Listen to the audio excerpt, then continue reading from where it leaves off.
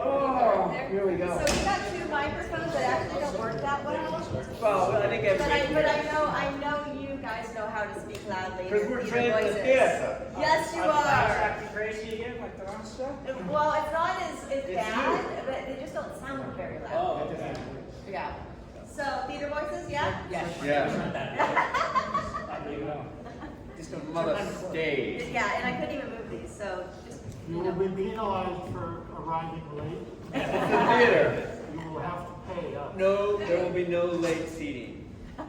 First, let's talk to you guys about your individual acting journeys.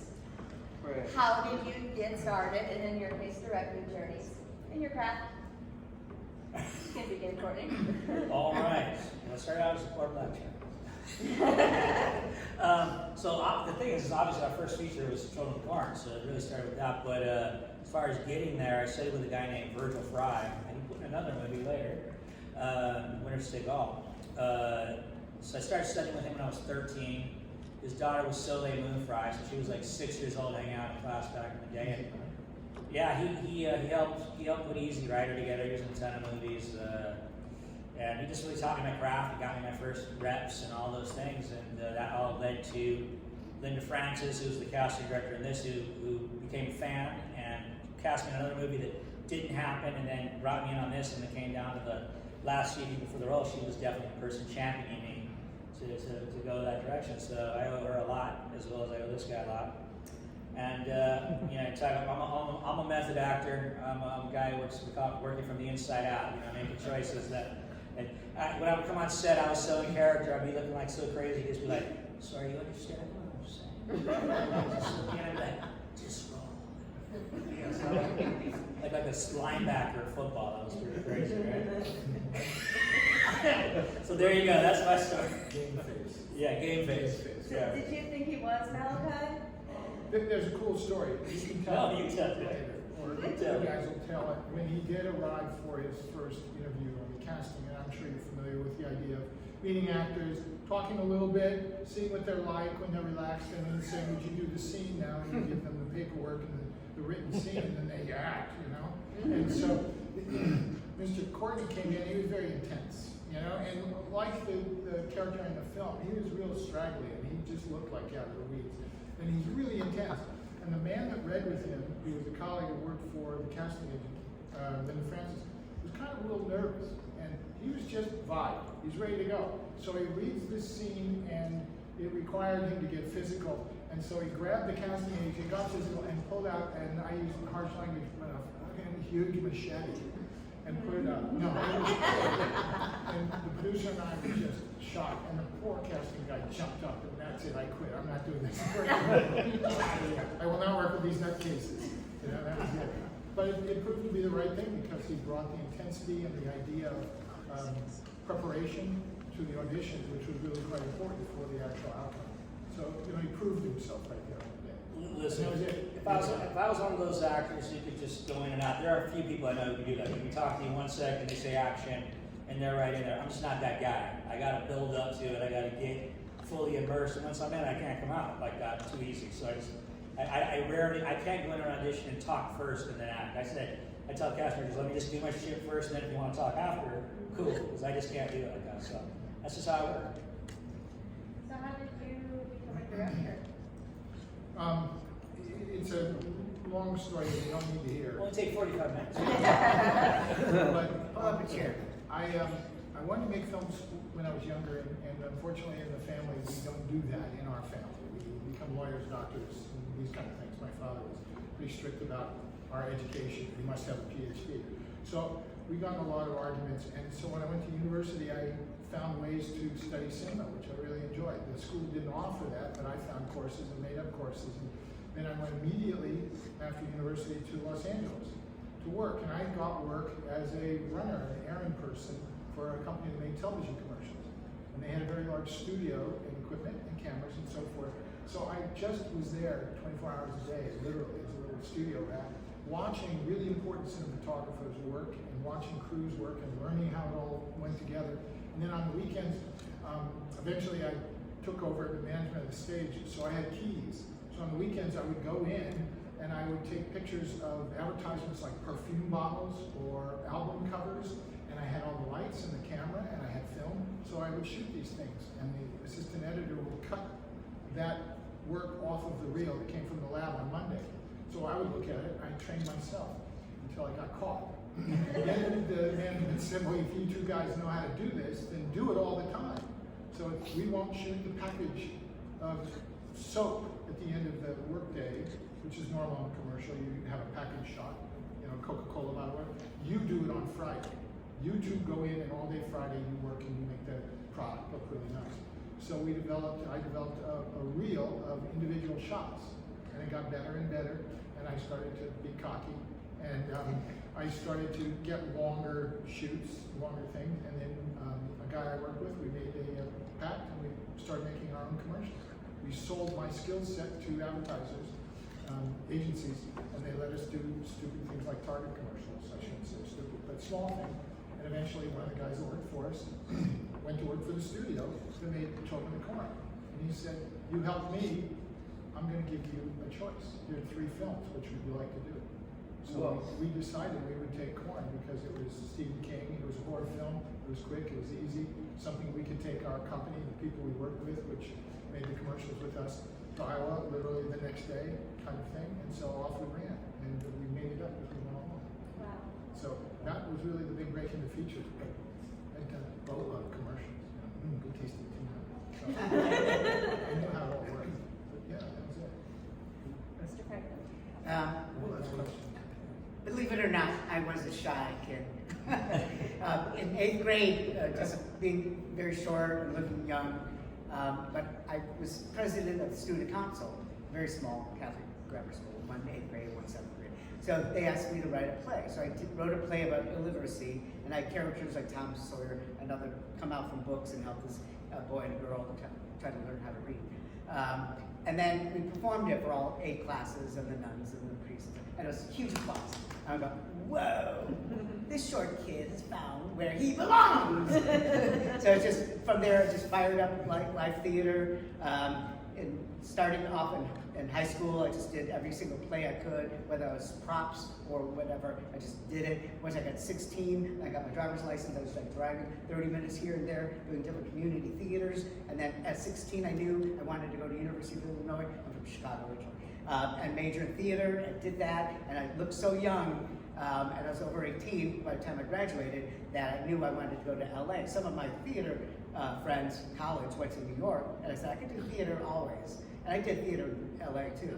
But I went and looking young, and then within I got an agent, like the second week I was there, just because you're over 18, I can sign here. But I had done my research, and there was Arletta, Calvin Arletta, and they discovered Jodie Foster as a kid, and a lot of the Brady Bunch kids. So they were a youth agency. And then I got the audition like 4 weeks after I got to LA and met them and got Isaac, and it just kept. I played kids for many years until the bass fell, and I became character actor. So the gray hair came in. We I call still it get sure. Yes. There's a thing called Breakfast with the Beatles. I don't know if you get it on Sundays. Oh, yeah. So I went there last Sunday. Some friends took me. My birthday was in June 16th. And so we were there, and then one of the guys, Stan, the hot sauce man, goes, "You're the kid from Corn." Oh my God. So suddenly they like dragged me up on the stage. I'm meeting the DJ. And all this, it was wild. I digress. Johnny! I was also started doing it in high school. I think I had a miserable childhood. I think I did it as escape, or I liked the attention. I wanted to get some attention that was positive, affection. I was like a weird little kid, man. I was from a broken home, and I was always like staying at other people's houses and watching horror movies and stuff. And then when I got to do drama, it was like discovering this whole world of a way to escape and into fantasy and to pretend, where you can get punished, you got rewarded. And I was like, fuck, I can get rewarded for acting out in this weird way. And I was hooked in high school. And I was an athlete and I was a surfer and stuff, but drama was, being in drama in high school was so were you in drama in high school? Of course. Were you in drama? I just need to listen to a word Yeah, I said. I heard you. I heard you, but I just wanted more confirmation. It's special, and that's where it hooked me, you know. And then when I went to college, I did a couple plays in college, and I decided I want to be a professional actor. And I moved to Los Angeles and did a theater program, but I was still I was still on my dad's payroll until I graduated college. I was lucky, I was spoiled in that way. You know, he said I could go to college, he would pay for it. I didn't want to enter the real world, but as soon as college ended, I was on my own, so I started doing some plays. And Children of the Corn was the second movie I got cast in. The first movie I got cast in, I had like a 6 to 8 week window before I had to start it in Illinois, and I thought it was going to be like super change my life, kind of change the world movie. I'm studying for it, and then my agent said, "You go in on this Children of the Corn horror movie, tiny part, but you get to work in front of a camera. You've never worked in front of a camera and see a movie set and stuff like that." So Linda Francis and Jeff Greenberg, yeah. And I asked Fritz last time we did this if he ever saw my cave and said, "Yeah, he can be in it," like, you know, and he said he did. So I was like, so it was really the first movie I ever got to be in was Children of the Corn. And that other movie, like, is a great movie, Grandview, USA, but, you know, no one's talking about it. It's not a horror movie. Patrick Swayze. Patrick Swayze, yeah. Yeah, great cat. I mean, Jennifer Jason Leigh, insane. Tommy Howell, insane. But we're talking about, you know, I'm here because of Children of the Corn. So we heard about Courtney's audition. I want to hear about your guys' audition for this amazing film. It was 40 years ago, 41. Well, again, I had just done a summer theater production in Chicago, live theater. Where I played a possessed kid. Equus. No, it's a famous play. Anyway, I can't remember the name of the title, like The Chosen or something like that. And they made there's a movie with it, version of it, not a movie, but from the 60s. Anyway, so I came in with this whole possessed kid and this weird demeanor, and then I got the audition, my agent said, and I read the description, it says boy preacher. So I just started watching some late night preachers. They didn't have any boy preachers in LA, but they had the fire and brimstone kind of thing. So I just took that, and I just knew, I mean, this was before a lot of, like, some of the horror movies came out, but I knew I wanted Isaac to be charming. And it just, I mean, even that scene where I just caressed the girl's cheeks, it creeps me out like that. But, so I came in, auditioned, and at first there were, you know, like 30 Isaacs and stuff like that, and they would have, and then later on, kind of weed it out, and then towards the end, it was just me and a bunch of Malachi's. So like, you don't want to get cocky, and you never want to tell your friends, because it jinxes everything. You just like, shut up, and let the dice roll. And then Courtney came in, and he was just, again, theater background too, and he just grabbed me by the lapel. The crap out of me, and I was like, loving it. Yeah. So I just said to Linda Francis, I said, if I had anything to do with it all, I just like, this was just amazing chemistry. Because it's like, yeah, beat the crap out of me.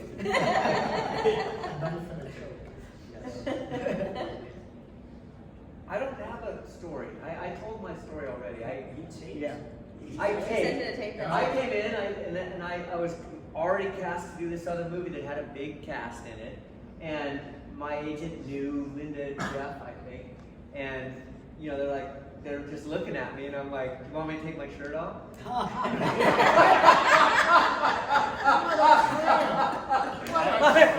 just kidding. I just thought about that. That's a cast, called a casting.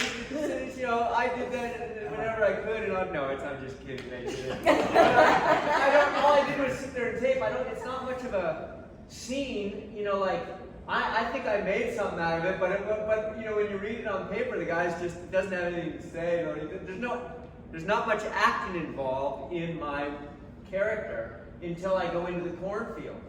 Now and then there's some little acting involved, but that's not the scene that they shot. They shot the, like, you know, it's my birthday, and I'm just sitting there like, would you take your shirt off and do it? That's it. That's all I got. It's not funny. Yeah. Let's address a couple of things. First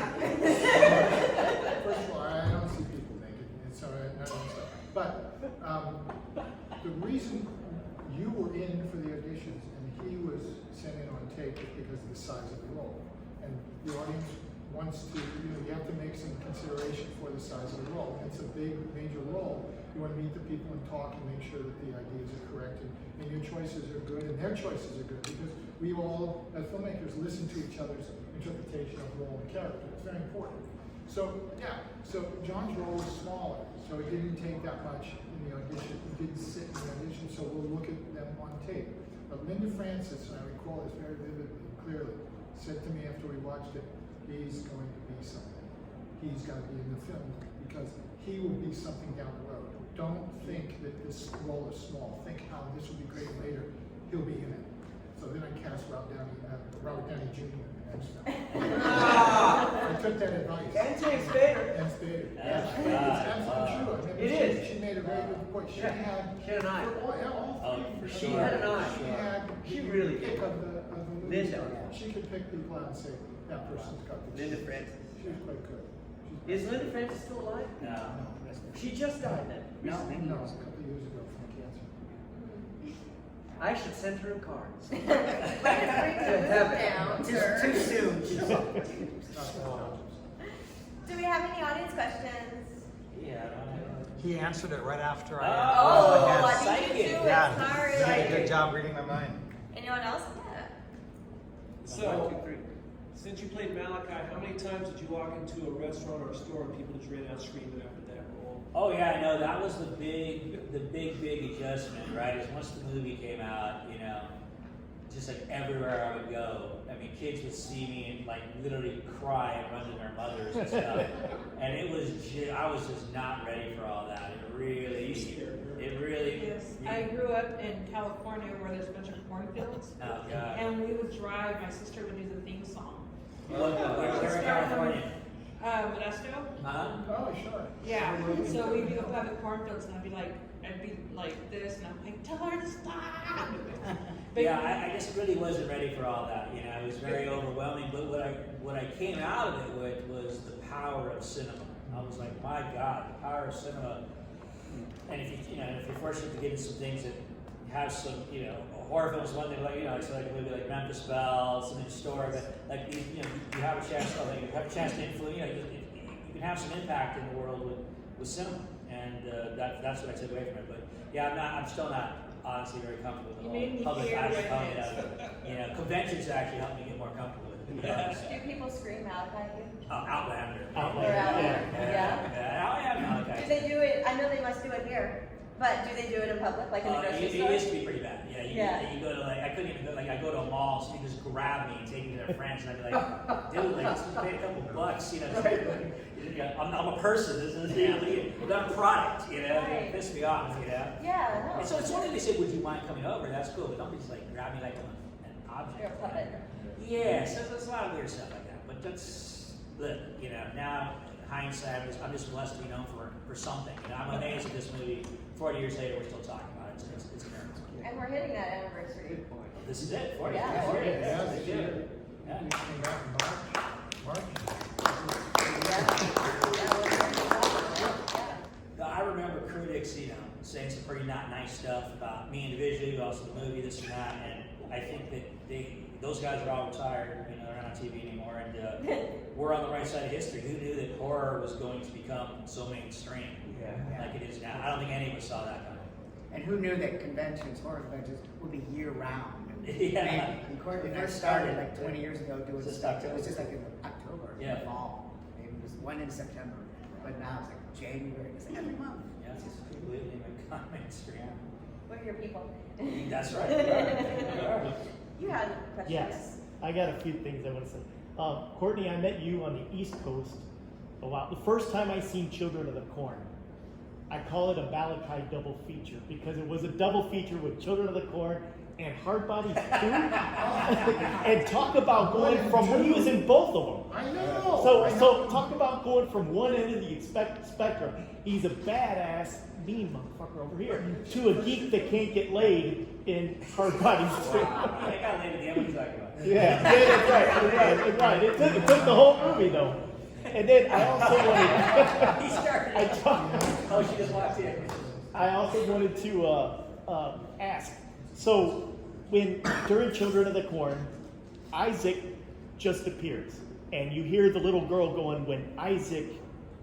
It all started when Isaac showed up. Was there ever any story of how Isaac showed up? No. He wasn't dropped off. No.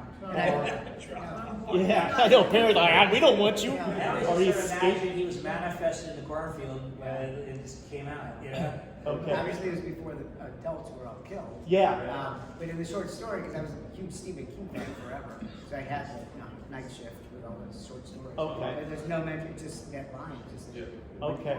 This is the first time we see you is in the window at Yeah. the coffee shop. Yeah, let's address that though. It's not important in cinema. Because you all know everything there is to know already. So why repeat what you know? Why insult you with some backstory dialogue or exposition about where he came from? When you look at him in the wardrobe, in the light, and the music plays, the wardrobe does the acting, brings the history, wow, he's there. We're after that emotion, so we don't really care about Yeah. we got you. We got your $5, Yeah. now we got you. So that's making movies. And that's how much I got paid.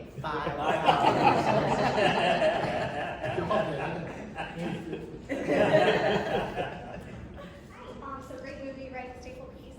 But with obviously with the name like Children of the Corn, you're working with a lot of teenagers and really little kids. Was it ever difficult to kind of get that sort of balance of, getting the kids to be scared but not totally traumatizing them? Was it difficult to work with them, or was it like, whatever? I would say just a key. I think the extras that we got were excellent.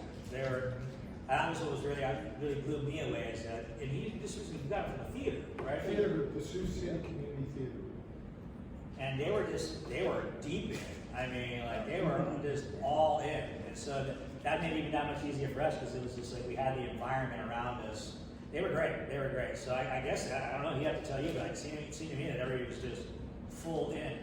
They were. I mean, anecdotally and to the specific, we all remember the scene where I think it's Linda Hamilton is hoisted vertically on a cross, and the kids are all underneath chiming and making noise, and then it kind of gets into a chant, killer, killer. It was all improvised by the whole group. Now I asked them to jeer and make noise and hold the weapons up and be physical and behave in a mean way toward her, a lot of animosity. And then they got into the kill thing, and I thought, this is so cool.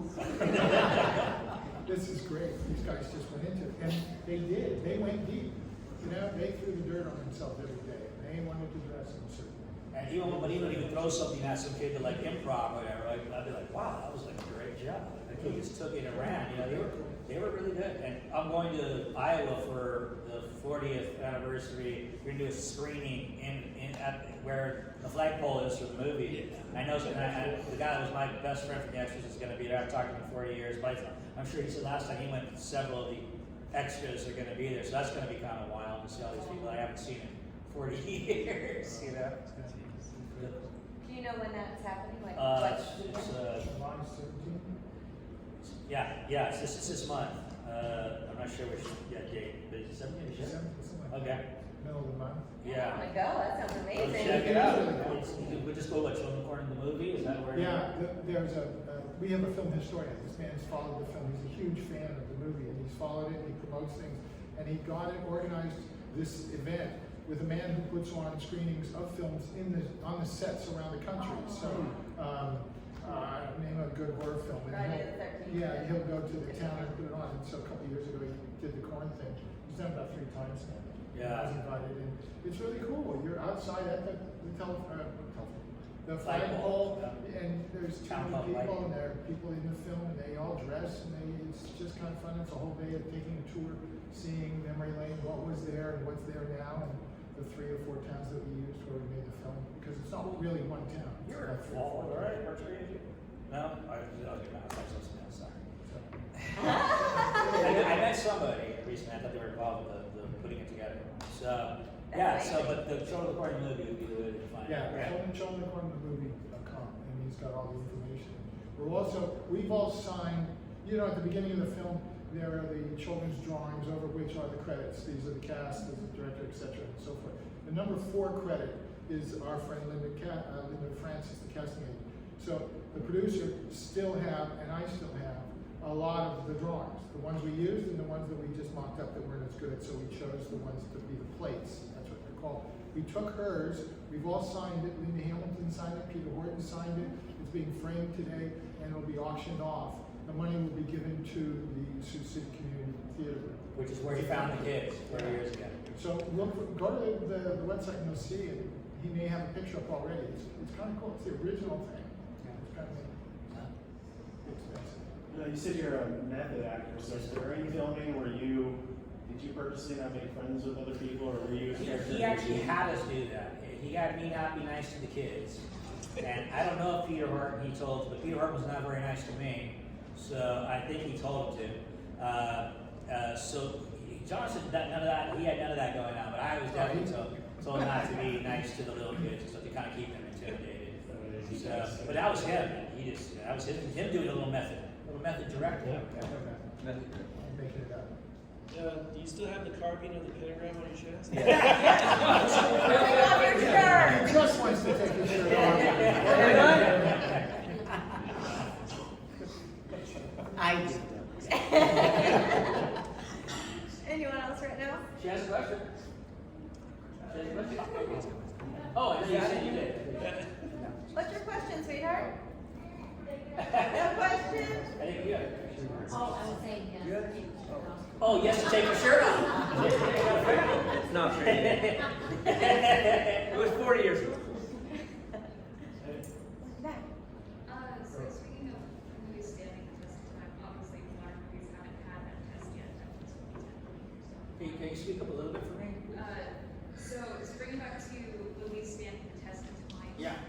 Obviously modern movies, their test hasn't happened yet. Their test is in 10, 20 years. But what do you think keeps drawing people back to these older original movies that they may not necessarily be getting from modern films? That's a great question. Yeah. The film scholar. Yes, exactly. Film scholar. He was a professor. So here's the deal. We are commonly interested, mutually interested in feeling those particular things that we're unfamiliar with. You know, the word in the study, the critical side of film is make the familiar strange. And when you can develop that, the audience will mutually accept that. And now we've bonded together.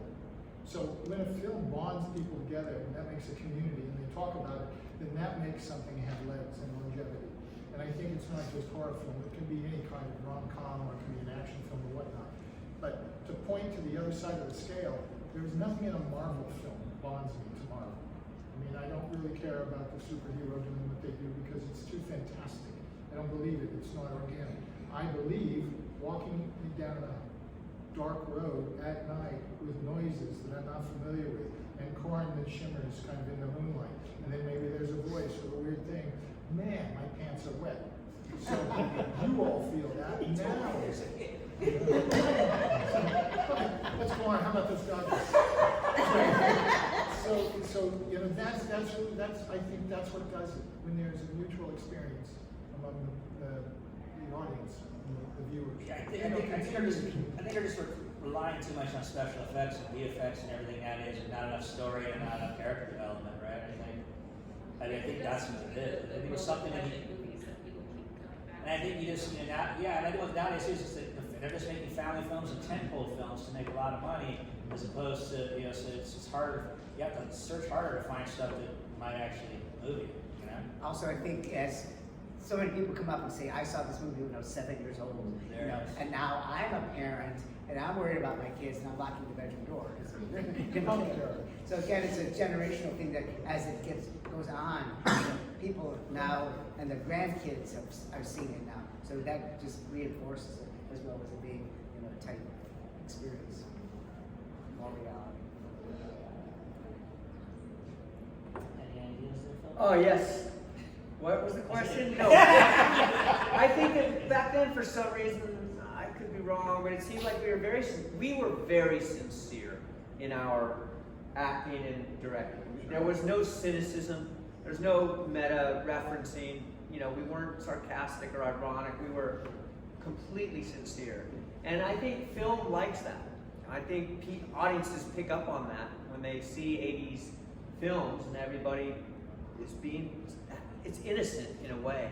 And I think the camera likes that. And I think when the audience can identify with that, there's a lot of, now things are very and like you've seen it, how's this person gonna play this thing that you've seen twice before, But back then it's like original innocence. And I think that's why they make a connection. Hitting on that, I think also back then, shooting on film versus now, to still work right to shoot on video, it's very different because film costs money. And so like people would be very focused when you came on set, and you only had so many takes, and everything, it was different, it was very serious, like he's talking about. And now people don't care, like, 'cause it's like you can just roll that video chip all day long for hours, and people just don't focus the same, they talk, and it's not like they talk about quiet on set. I often now, when I do some low budget movies, I have to ask people to be quiet. I have to tell them, can you please tell them to stop talking? Yeah, because it's just not the same. And that's how you know you're getting old. I'm like, back in my day, it was film. Get off my Seriously.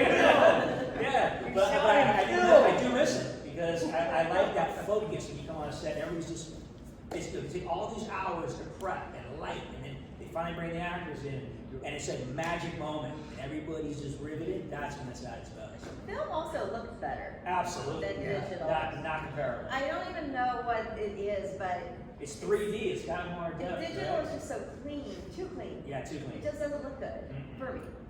I didn't have a question. It's more of a story of Courtney's character. When I was about 12, my sister was not here. She was like 6 years old. We went to Cornfield, Indiana, and she tells the story to this day. We went to a cornfield and I said, "Oh, okay, I was going to get you." Ran her behind another corn stalk where she couldn't see me and scared her to death. But she's like the strongest woman now. She's adopted 6 kids, and I take credit in making her strong.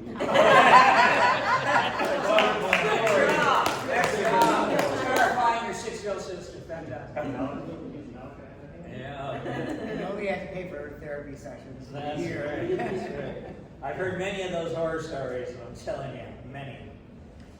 Wow. Power Center. Any other questions? Yes. Yeah. And then we'll be So I always like the ending, but when you shot that he who walks behind the road, for lack of a better word, that mole thing going. The mole thing. How did you guys do that? So you didn't hear back then, the question was where the dirt goes in the movie, like how did they make that happen? So, being the genius that I am.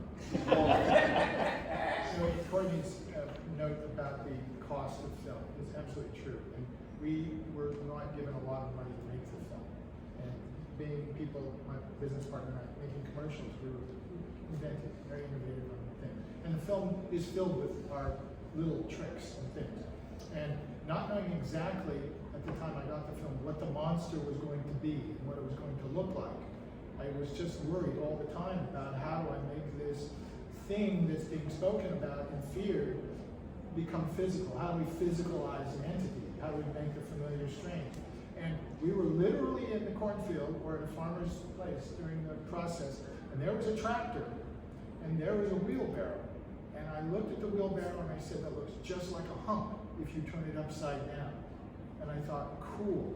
So I talked to the prop guys, the special effect guys, and I asked them to dig a ditch, like from here to that wall. That's all it was. A trench. And then build a track out of wood, like what do you call it, roller coaster track. And make it go up and down. And then let's take the wheelbarrow, turn it upside down, put it on wheels, and we'll have the tractor connected to a cable over there on pulleys, pull the wheelbarrow, and it'll go up on the track and then back down again. And we covered the ditch with tarp and put vermiculite on it, and we could just repeat that up and down all day long, just back the tractor up, we're gonna do this. And so that's the hump, that's what it is. And it literally is, I'd say from the stage to the back of the room. Such a cool effect. And it worked out, it was like $25. What was the most difficult effect to create on that movie? Yeah. Yeah. Explosion. No. This is a stupid story. You never have the stupid stories. You're never so It's a big moment in the film, right? Yeah. We're going to destroy the monster, right? So a lot of prep goes into thinking whatnot. Talk to the people who are experts in this area, pyrotechnical people. How do we do this? Well, we finally came down to the decision we'll make a gas bomb. And I said, it's got to be about a 10-story fireball. Okay, we'll make a big gas bomb. Okay, how do we do this? And then we'll get 3 cameras. Let's get 4 cameras. Okay, we'll have different angles on the explosion. And a gas bomb, primarily in the physics of its operation, is much like the muzzle of a gun. It's a tube dug in the ground, and you load trash bags with gasoline and then ignite them. And the tube, a cylinder, causes the compression, and then it goes up and it mushrooms. So you're down about 10 feet, and these guys load it.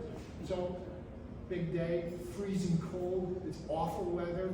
We get out there, and the cameras are all set, and I had this idea that we could take the different angles, we can do it twice. 2 takes, that's all I had money for.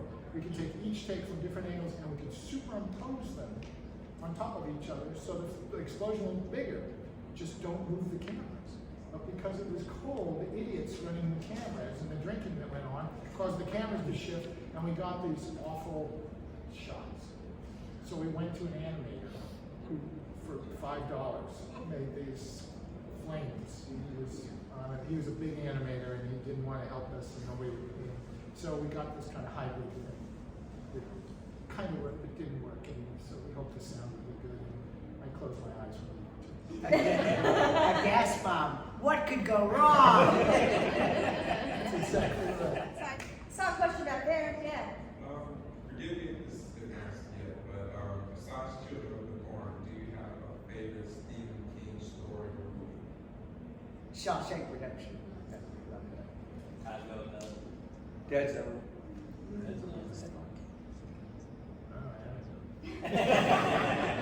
No, I think I agree with Shawshank. Yeah. It's great. It's a wonderful piece of cinema. And the man who made that, Frank Darabont, used to load prop trucks. And when we talked about how we got our beginnings, Frank Darabont, when I made commercials, we'd hire the guy, he'd go get the props, drive them over to the stages. You know, that's how you make movies in Los Angeles. You start at a certain level and get around the community and do it. But Frank has done really, really well. Yeah. He's very smart man. And has done more than one Stephen King Yes. adaptation as well. What other one did he do? The Mist. And I want to say there's more. I do, but I just do we have any other questions? Oh, Mama has one. Maybe? Come on. Does Lily have a question? Lily. Come on, Lil. Come on, Lily. Everyone wants to hear from you. Okay. No pressure. Well, thank you all for loving the movie. We love you Yes, for loving it. thank you very much.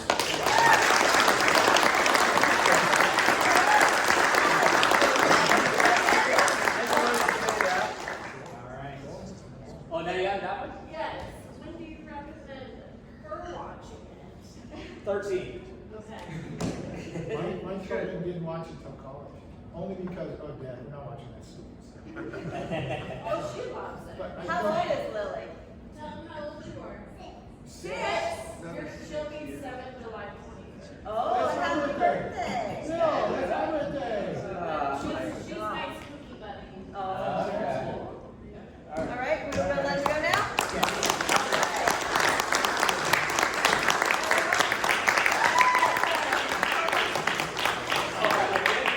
Let's get a photo before I let you guys Oh, go. photo. Always jumping down off stages, that's what I'm doing. Okay. In the middle. Yes. I want to take a pic with the audience. Okay, don't go anywhere, guys.